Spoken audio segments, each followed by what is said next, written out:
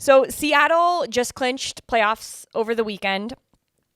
They had a little bit up and down start to the year. Very Seattle of them to then go and clinch before the last weekend. What has been going right for this Sounders squad as of late, Mike?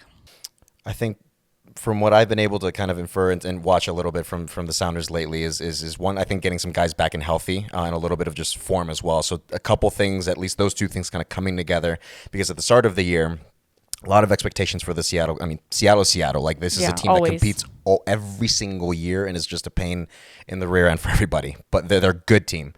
But a lot of things just kind of came together for them to make it a difficult start to the season. And particularly with Pedro de la Vega, like the big time signing that they made out of Argentina in the offseason has been hurt most of the year. But I think now, just from what I hear and have seen a couple times in games or from whether it's training, this guy's different. He brings a different quality. And now that they're able to get him back into a rhythm and be more familiar with his teammates and all that, it's going to present some issues for the Rapids, especially with someone of that quality, with that much potential and a high ceiling like that, who's going to just raise the floor, raise the ceiling for that Seattle group. So quite a few things have started to come together now. It feels not to the same level of 2016 when Seattle was kind of irrelevant in the first half of the year, and then they just rocketed their way through the MLS Cup.